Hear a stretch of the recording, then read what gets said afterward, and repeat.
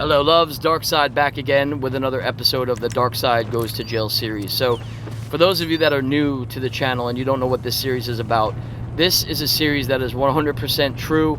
None of it is made up, none of it's fiction, it's all 100% true, no bullshit. All this stuff happened to me from the very first day that I got arrested on my charges up until now. And even after this, when I go to prison. But this is going to be the last episode of Dark Side Goes to Jail, because today I'm going to be going and telling you guys, going to my, what they call my plea and sentencing day in this series. Okay, and what the plea and sentencing day is, when the prosecutor or the state's attorney and your lawyer come up with a deal, you go before the judge, and he either grants it or denies it.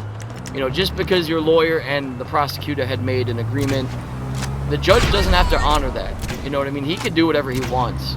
You could piss him off, walk in there with an attitude, be like, fuck you, all this shit. And he could be like, you know what? I don't like your attitude. You're going to go to trial on this. I deny your plea deal. I deny your plea deal. And when you go to trial and you're found guilty, guess what? You're getting the max. So, you know, I knew that that wasn't going to happen to me. My lawyer, they came at him with 5 years for me, and they did drop it down to 4 years. So my lawyer was trying to shoot for maybe 3.5, but he wasn't trying to push it. You know, he didn't want to piss the judge off. So I'm going to tell you about from that day, or the whole day, what the day entails going to court now, okay, and going to court and what it's like to go get sentenced. And you know, from the time that you get to the courthouse until when the judge bangs the gavel and says, I find you or adjudicate you guilty in all charges, and I sentence you to 48 months in the Department of Corrections. Okay, so that's kind of what happened to me. And that morning, actually the night before, on the 26th of December, I was going to be sentenced on the 27th of December. So the 26th, usually that night, the correction officer writes on the whiteboard in magic marker who's going to court the next day. So the CO for the next morning shift knows who is going to court, what cell they're in, and what their last name is, all that stuff. And then the next day, the CO, the next shift comes and they knock on your door and you go to court. You know, so they let you know you got to get ready for court, and they come and wake you up, and then it's time to go. And then they get you out, they pop your cell, you come out, and they bring you back down to what's called intake. And if you listen, you guys should definitely check out my other episodes. I give you like a step-by-step of what it's like going to jail and everything, and you go back down to what's called intake. There's the place where they take your fingerprints, do all of your photographs, all that stuff, you know, fingerprints and whatever, the NCIC, all that stuff. And now it's a little bit different, because like I haven't been down here in a few months. They did hit me with a new charge in the middle of the night one night, after about a month after I was in. But that's it. I haven't been back down to intake in a long time, a couple months. So I was very anxious to get this over with. I just wanted to get it rolling, man. I was tired of jail. I wanted to get the hell out of jail. It was so boring, man. I wanted to be able to, you know, get out in the yard and start walking around. Because everyone told me, like, man, it's so much better in prison. You get to walk around the yard. You get to play basketball, softball, baseball. There's a bunch of different things you can do. And I'm going to talk about that later on as the series progresses in the next episode to Dark Side Goes to Prison. I'm going to start talking to you guys about that stuff. But okay, so now basically the first thing that they do is they have me down in intake with a bunch of other guys, and they tell you to put your hands on the wall. Okay, and the first thing that they do is you lift up your right leg, and they put your right leg shackle on, then they put your left one on. Okay, and now from your leg shackles there's a huge chain that goes up to your handcuff shackles. So if you don't know what I'm talking about, Google them, look it up.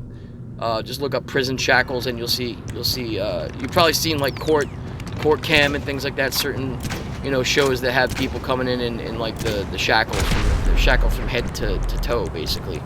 They do that so you can't move, so you can't run and try and like be the aggressor and come at them. You know what I mean? Some people don't handle it very well when they get sentenced to time in prison. Some people freak. So, but I was just ready to get it going. And so now they load us up into the back of the little SUV, police SUV, or the back of the what they call the paddy wagon.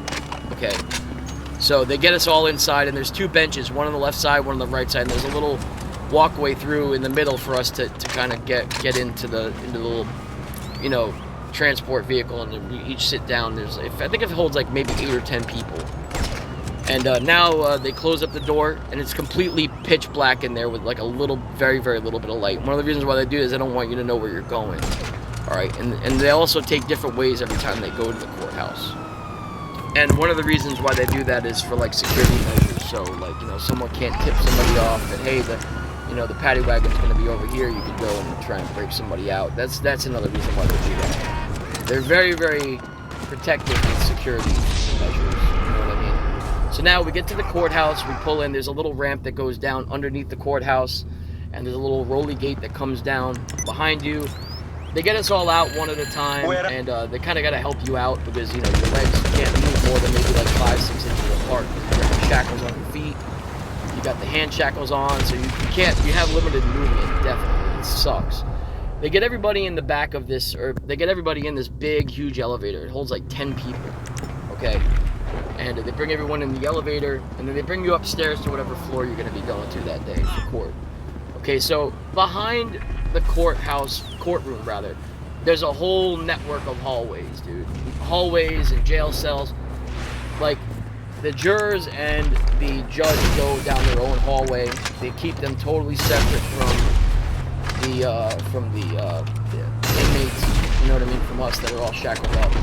We're not allowed to have any interaction with each other. We don't even see each other. Their hallways go a different way, ours go a different way. Then they put us in this huge holding cell. It's like wired, it's like a wired bars type of thing. It looks like, I don't know, it's got rubber coating on it, and they basically put you in. It's just a holding cell that they fit all of us in there until they call our names one at a time to come out. And the bailiff will come out, open up the cell, and let you out. And then you go and you meet up with your lawyer, and you go in through the door, and then you go into the actual courtroom. All right. So now, the guy before me, I think he caught like a year and a half. And now it's my turn. So I go in, and my mom and dad are there. I'm shackled, hands and feet. I'm walking like a little duck, dude. I can't really walk at all. And my mom's fucking bawling her eyes out, freaking out. My dad, I know he wants to cry, but like, you know, I could tell he was trying to hold it back. This was really heartbreaking, man, because, you know, they wanted me to try and get out sooner, and I was like, they're not gonna do it, man. It's not gonna happen, you know. But it is what it is. So now I go up to the podium to go meet my lawyer, and you know, the judge is like, Mr. So-and-so, I'm not gonna say my last name. He's like, you've been charged with this and this and all this stuff, and he's like, I see that your lawyer and Mr. whatever the prosecutor's name is have come to an agreement of 4 years. They were offering 5, we dropped it down to 4. He's like, that's a pretty good deal, you know. He's like, I personally think that you should get the 5 years, but he's like, if they agreed on it, he's like, I'm gonna go ahead and he's like, you know, I see you have family here, and they want you home as soon as possible. And even my lawyer was telling, he's like, you know, his family's in the crowd back there and the audience or whatever, and he's like, they want to get their son home as quickly as possible. So you know, he was like, I'm gonna go ahead and grant the 4 years, the 48 months at DOC, and I find you guilty on all charges, and I adjudicate you guilty, and now you'll be turned over to the Constitutional Department of Corrections. So now he bangs the gavel, and I'm officially sentenced. Now I'm happy, but I'm sad because now I'm gonna be leaving my parents. I was seeing them like every few days. They were coming to visit me, and you know, even though it was like through a window, now I wouldn't see my parents for probably almost 7 or 8 months after that. It was really, really hard, man. And you know, but now I'm officially sentenced. I just want to get on with everything, get it done, start getting my time going. And so I was kind of happy about that. But I was sad I'm going to be leaving everybody behind. So now I'm officially sentenced now, man. Like, I'm no longer, you know, property of the county. I am officially like state property now, man. I've been convicted and sentenced to Department of Corrections. 48 months in the Department of Corrections. Alright, so with that being said, you know, the judge was like, you know, good luck, and I hope this changed your life and all that. And I just turned, and they bring you back out in the holding cell. And I kind of gave my dad away. My mom left. She left the courthouse or courtroom. She couldn't take it. It was too much for her. She was freaking out. It was really surreal, dude. Like, it was a crazy experience. And like I said last time, or a while ago, that remember, when you're doing time, you're not the only one doing time, man. Like, your family's doing the time too, because they miss you. You know what I mean? It's just heartbreaking, dude. But you know what? Like I said, if I can make this series and people at least listen to me and be like, damn, man, I don't want to wind up like that dark side guy warned me about this shit would happen. You know, be smarter. And I'm gonna pick it up next time where I left off.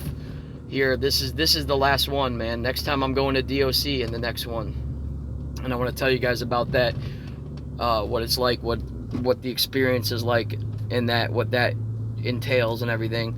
So, all right, I will talk to you guys soon, and have a good weekend, guys. I'll see you. I'm gonna put up a video tomorrow, the top kills of the week thing again. So be looking out for that. All right, guys, peace.